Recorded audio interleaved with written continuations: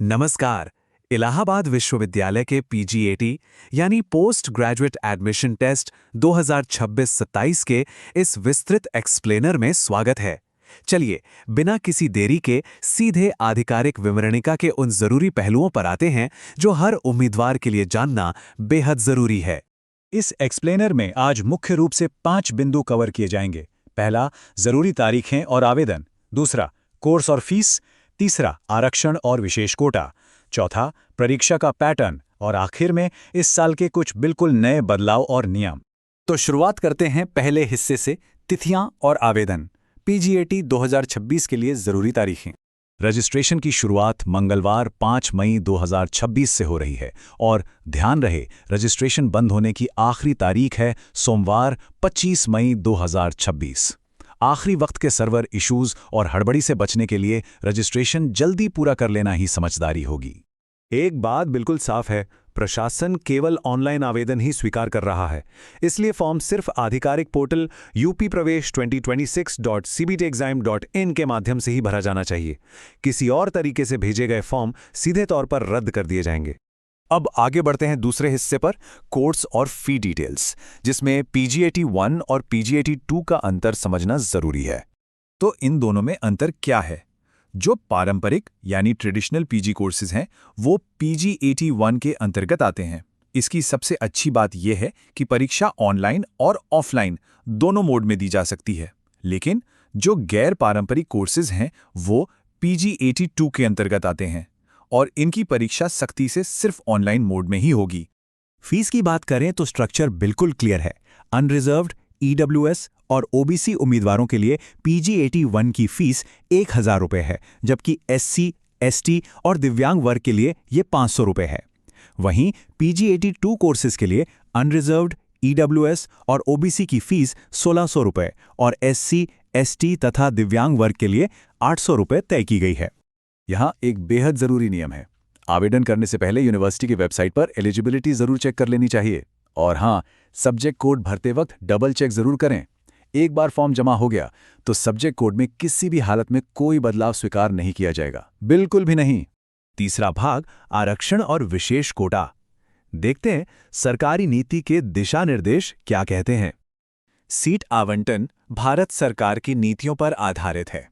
इसे ऐसे समझें, ओबीसी के लिए 27%, एससी के लिए 15%, ईडब्ल्यूएस के लिए 10% और एसटी के लिए 7.5% सीटें आरक्षित हैं।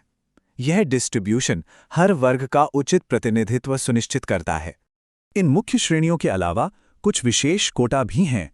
बेंचमार्क डिसेबिलिटीज वाले व्यक्तियों यानी पीडब्ल्यूडी के लिए 5% और हर कोर्स में स्पोर्ट्स कैंडिडेट्स के लिए 2% कोटा रखा गया है। विदेशी नागरिकों के लिए प्रक्रिया बिल्कुल अलग है। उन्हें पीजीएटी नहीं देना होगा, बल्कि इंटरनेशनल स्टूडेंट्स एडवाइजर के थ्रू अप्लाई करना होगा। लेकिन ठहरिए, एक बहुत बड़ा अपवाद भी है। बीएड, एमएड, एमबीए और एमबीए आरडी जैसे प्रोफेशनल कोर्सेज में एनसीसी वेटेज और स्पोर्ट्स कोटा बिल्कुल लागू नहीं होता। ये एक ऐसी डिटेल है जिसे किसी भी हाल में मिस नहीं किया जा सकता। चलिए अब चौथे और सबसे दिलचस्प हिस्से पर आते हैं, परीक्षा का पैटर्न और पीजीएटी क्लियर करने का तरीका। तो टारगेट क्या है? 300 मार्क्स। पूरी प्रवेश परीक्षा कुल 300 अंकों की होगी और हर कैंडिडेट का लक्ष्य इनमें से ज्यादा अंक बटोरना होना चाहिए। इन 300 अंकों के लिए उम्मीदवारों को ठीक 150 मल्टीपल चॉइस क्वेश्चंस यानी एमसीक्यूज का सामना करना होगा। मतलब सीधा सा है, हर सही जवाब के लिए पूरे 2 मार्क्स मिलेंगे। सफलता की रणनीति इन 150 प्रश्नों के विभाजन को समझने में है। पहले 50 प्रश्न सबके लिए अनिवार्य हैं, जिनमें जनरल अवेयरनेस, इंग्लिश, हिंदी और लॉजिकल एबिलिटी शामिल है। बाकी के 100 प्रश्न चुने गए विशिष्ट विषय से संबंधित होंगे। हालांकि एलएलएम, बीएड, एमएड और एमबीए में ये पैटर्न लागू नहीं होता। और सबसे बढ़िया खबर, इस परीक्षा में कोई नेगेटिव मार्किंग नहीं है। गलत जवाब पर कोई मार्क्स नहीं कटेंगे, इसलिए हर एक प्रश्न अटेम्प्ट करने का पूरा मौका है। ये सच में एक बहुत बड़ी राहत है। हालांकि मैनेजमेंट के छात्रों के लिए एक छोटी सी शर्त है। एमबीए और एमबीए आरडी प्रोग्राम्स में एडमिशन चाहने वालों को इस एग्जाम के अलावा डिपार्टमेंट द्वारा लिया जाने वाला एक और एक्स्ट्रा टेस्ट भी क्लियर करना होगा। आखिरी हिस्सा, भाग 5 नए बदलाव और नियम 2026-27 सत्र के कुछ बेहद जरूरी अपडेट्स। सबसे बड़ा नया बदलाव स्पोर्ट्स कोटा के उम्मीदवारों के लिए है।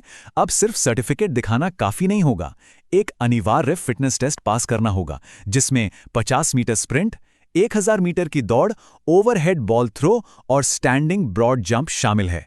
अगर इसमें परफॉर्मेंस खराब रही तो स्पोर्ट्स कोटा की उम्मीदवारी वहीं खारिज हो जाएगी। एक और अपडेट, जो कैंडिडेट्स एमएससी एग्रीकल्चरल बॉटनी में एडमिशन लेना चाहते हैं वो ध्यान दें कि इस कोर्स का नाम ऑफिशियली बदल दिया गया है।